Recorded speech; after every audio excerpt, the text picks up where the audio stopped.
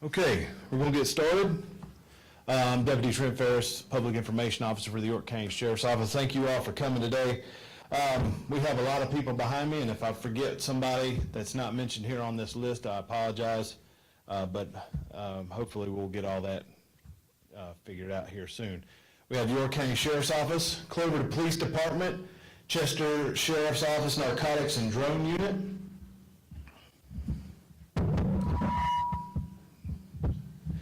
The Charlotte-Mecklenburg Police Department, ATF Task Force Officer, the DEA, ATF, the York County Sheriff's Office SWAT Team, and Piedmont EMS. We're here to talk about a significant narcotics investigation, arrest, and drug seizure. I'm going to go over the facts, and then we're going to have Sheriff Tony Breeden, Chief Grice, and Solicitor Brackett come speak to you. The investigation started in February this year, and the arrests happened on September 4th. It all began with controlled purchases and using confidential informants and undercover police officers. Following complaints from the community about drug activity and violent crime in the area of Clover, including a shooting at Roosevelt Park in Clover during a Little League baseball game when kids were on a field playing. That's when the investigation intensified. In this case, all the accused were part of a tightly knit, organized group, and it took nearly 8 months to infiltrate and gather sufficient evidence on everyone involved, leading to the arrests.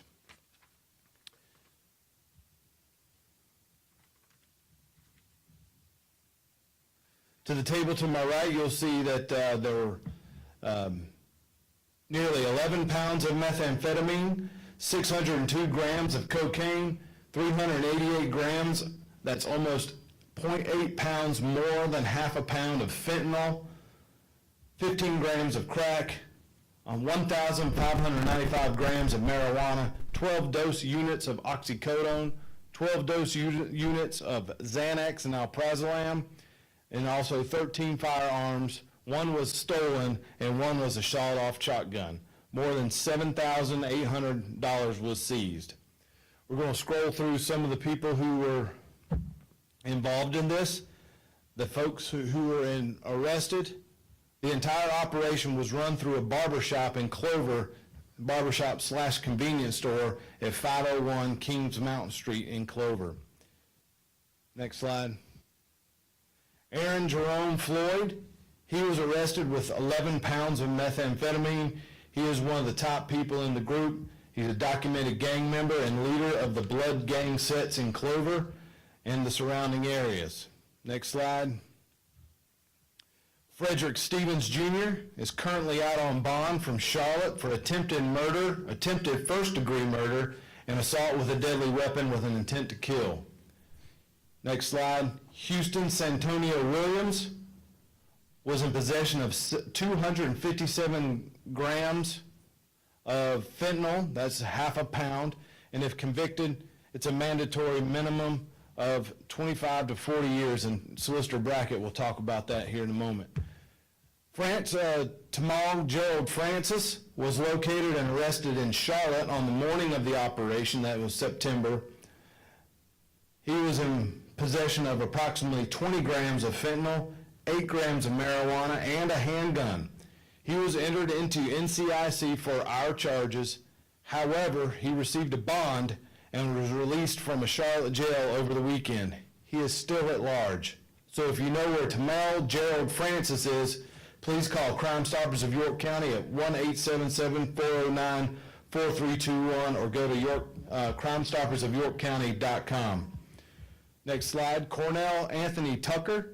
Tucker lived in the barbershop where the incident took place at 501 Kings Mountain Street.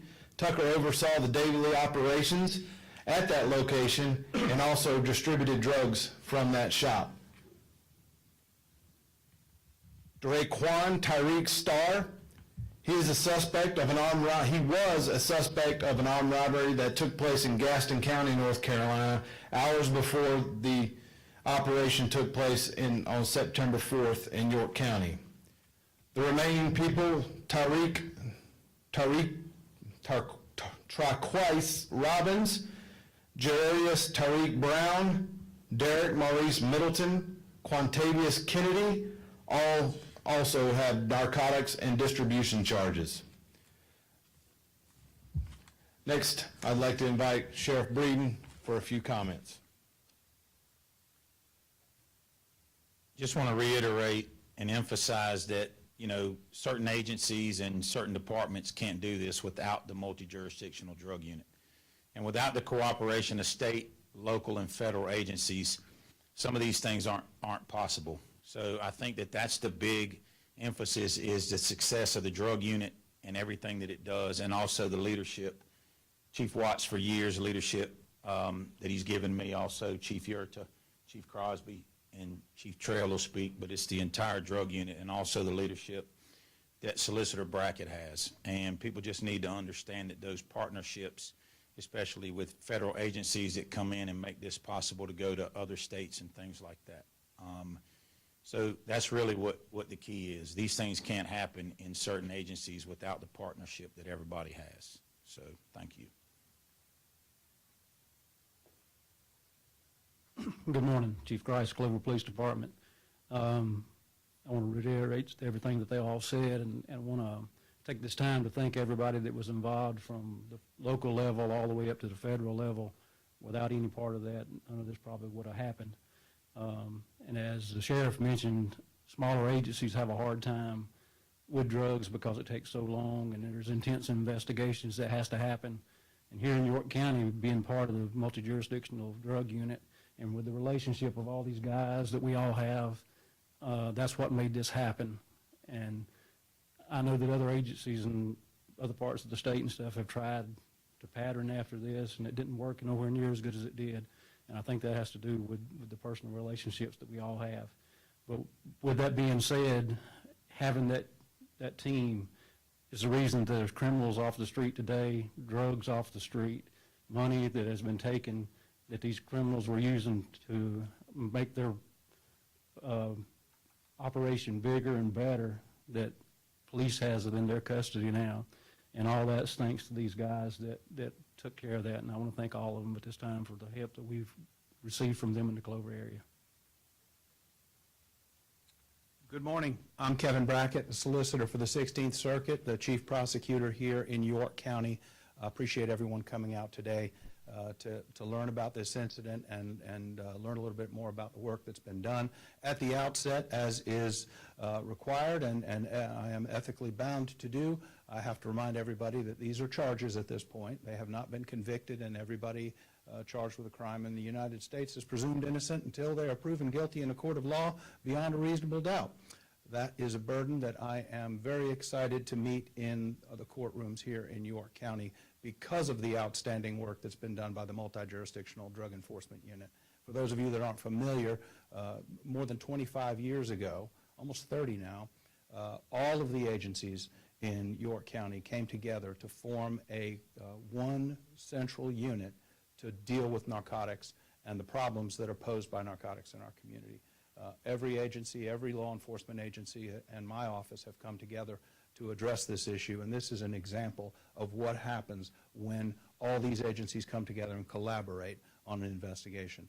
This is also an example for those of you that ever wonder about whether or not narcotics are a victimless crime. When you look at what goes on with narcotics and the attendant violent crime that surrounds narcotics trafficking, you cannot help but notice that violent crime and dealing drugs they go hand in hand like peanut butter and jelly. Half of my homicides are drug related. So the work that they're doing doesn't just interdict narcotics and make it more challenging for dopers and addicts to find drugs and for people to sell and make money and profit off of the addicts. It also reduces violent crime. So we're very, very grateful for the work that the Multi-Jurisdictional Drug Enforcement Unit does. We're also, we have had the narcotics, or the fentanyl trafficking statute in place now for about a year and a half. And that statute is already proving to be a very, very useful tool in dealing with the damage that fentanyl does to our communities. And the number of people that are dying every single day in South Carolina The last time I looked, it was 5 a day. There was one every 3 to 3.5 days in York County. Those numbers are coming down, which is good news. The bad news is that the numbers are coming down because people are just, we're running out of people to die. The addicts are dying, and I think that is one of the tragedies that's come about from the fentanyl epidemic, is that, you know, it is killing the user base and reduction of demand, because the people who buy it are one by one dying off. So I don't know whether anybody has any questions about this, but again, this is the, right here on the table in front of me, this is the evidence, and this is the proof that, you know, narcotics are very much a problem in our community, and the work that the team has done in this particular case, particularly with some of the violence that surrounded these guys and the allegations against them for shooting up a baseball field with a bunch of kids on it, that is absolutely unacceptable. And one of the other things I did want to mention is that we have people that come down here from Charlotte. This is something that has, if you've been following me for any amount of time, 20 years ago, I put a billboard up at the state line with faces of people that were convicted here in York County, but they came down from Charlotte natives who were getting large amounts of time. I hate to report, but the situation hasn't improved in 20 years. And I don't know what it's going to take to get Raleigh to take crime seriously in North Carolina. I have no influence over them except to stand here in South Carolina and complain that their problems are washing over the border into my community, the community that we're responsible for keeping safe.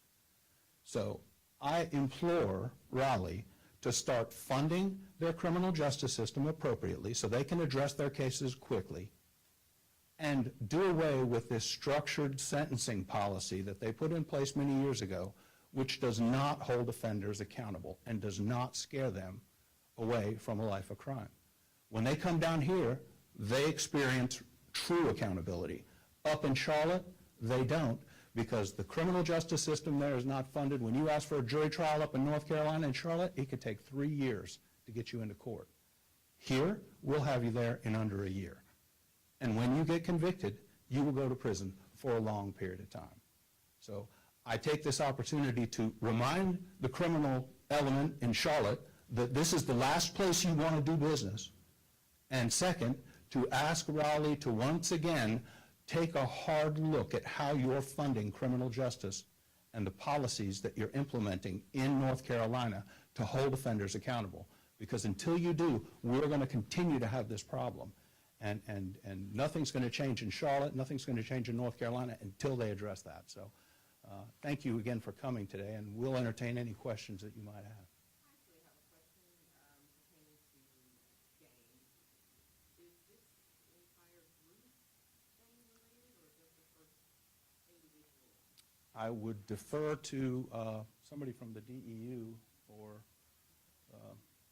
if someone up here wants to field that one.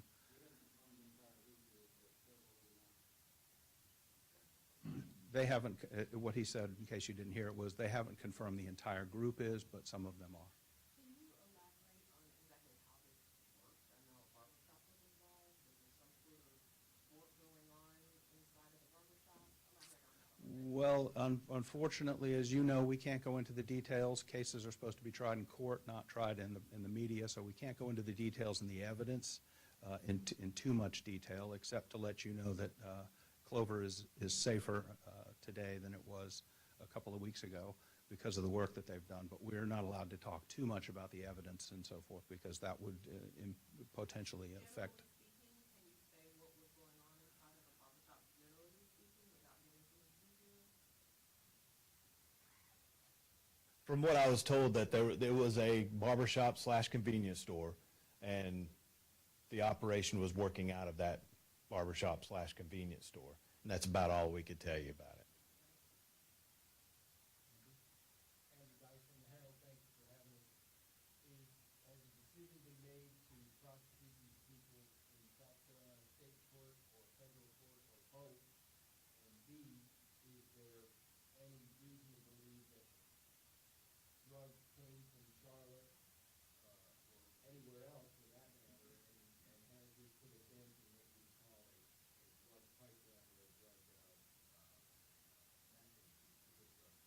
So currently, these people are all charged in state court, but we always review every single case to determine whether or not the most effective prosecution can take place in state or federal court. So we're always open to the possibility that our colleagues in the federal system might be the better way to go. Our fentanyl laws are tough in South Carolina, so oftentimes it's South Carolina is the best venue for that. I can't say where all these drugs came from. I know the fentanyl came from Mexico. I'm pretty confident about that. And the precursors came from China. So we all kind of understand that.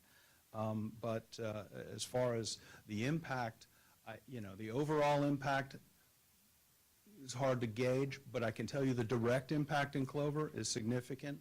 It is harder to find drugs today than it was 2 weeks ago, as I told you now.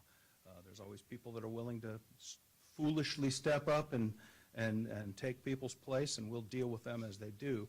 But right now, it has definitely had a very positive impact on narcotics, the ease with which people can find drugs in Clover, at least in the short term, Andrew.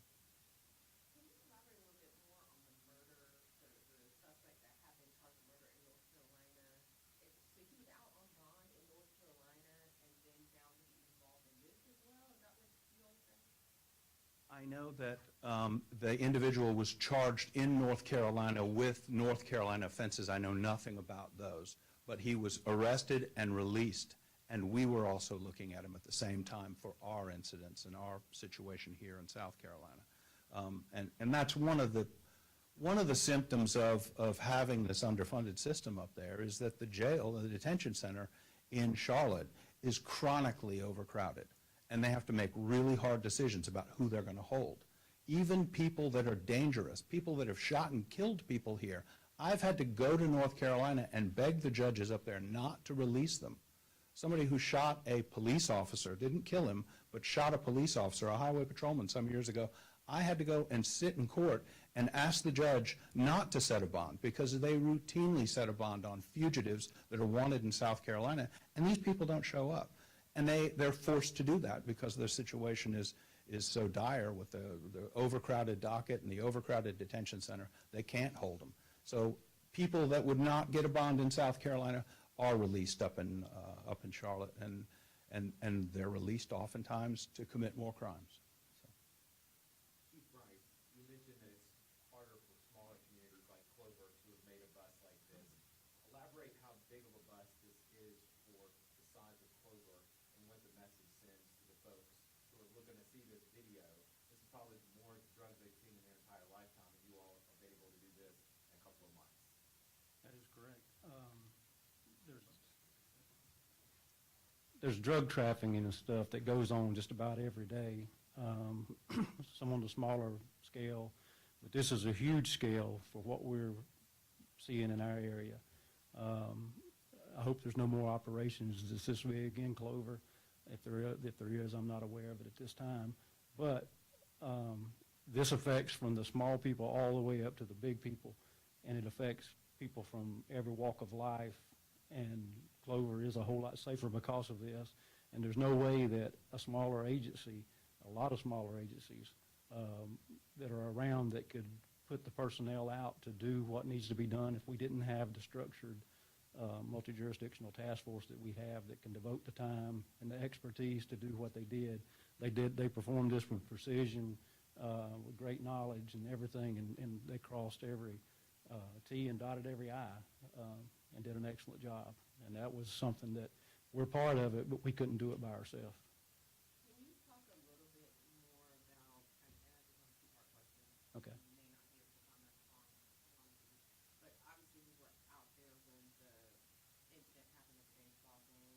Is there anything Yes, you can ma'am. say about what was going on there in hindsight? And then the second question has to do with the community aspect of this. It was mentioned that some of this investigating started in February, addressed obviously successful more recently. Can you talk about what from the community led to all of this? The incident that happened at the baseball game, I can't say a whole lot about it because I still think that's pending in court, and I don't want to do anything to hinder the case. Somewhere else and moved to the baseball game. But the drug team from that point stepped up their investigation to help get some of these people off the street that were involved, that went hand in hand together. If that answers your question without damaging the case. Okay. Okay. Question for Susan, if I may. You keep saying Clover, and Clover is 1 mile in a circle with about 8,000 people, but the address of Clover is 30,000, 40,000 people, including Lake Wiley, which is all the way up to the state line, down to almost the Rockville city limits, 2 blocks of territory. Have Clover address there by Lake Wiley. Can you address how you are handling this kind of problem in northwestern York County that literally encompasses Charlotte? Yeah, I mean, and it just goes to speak, like I said, it's not all just Clover downtown. And historically, some people on social media even think Lake Wiley's its own place, and it's not. But it's, the thing is it's the same thing that with the multi-jurisdictional drug unit. Some things may start in Rock Hill that they discover some of it's involved in Fort Mill. Some of it may start in Fort Mill that bleeds over into the western side. And that's the whole reason for the success of a multi-jurisdictional drug unit, because with the north and east and a west office, they all work together. They're all doing their independent things, but at any given moment, they're all combined and working a case that, like you said, could go all the way across jurisdictions. So the whole key of the success of all of it is the leadership that they have, and that they're all willingness to work together, and each office functioning individually and then also together when they need to. So when you have that kind of thing, you don't think of it in terms of Clover, York, Sharon, Rock Hill. You think of it as York County, and everything's encompassed in it. So that's what the whole purpose of it is. We don't think in terms of just this area and that area, because sometimes they all flow together. So that's what really comes from it. I have a follow-up to that. Dave, Person Brackett was direct in what he said to persons who might commit criminal acts, raising the view of the sheriff of York County, 330,000 people, that you protect every day that you want to tell these people that tell the rest of the county. Well, I mean, he said it, we can't control what Charlotte's going to do, but we can control when you get here. And all of our people are constantly focused on it, and we're not necessarily, we also don't base our decision on what your driver's license says. If you break the law here, we're going to go after you. It doesn't matter where you're from. If you didn't learn a lesson from up there, then come down here and learn a lesson. But we can't control where people are going to come from. Doesn't matter. One more question. I'll ask you if there's nobody else. Does this preclude any other interdiction efforts, I-77, Highway 49, bridge there, the ingress and egress to York County from North Carolina? Should we look for, should the public look for, more importantly, more interdiction efforts for drugs coming in and out of York County? Y'all aren't done, are you? I think we can. All right. Okay, thank you everybody for being here. We appreciate it. I have all the information that you need from what was on the screen up here today. So if you have any other questions, feel free to ask them afterwards. But we are concluding the news conference for today. Thank you.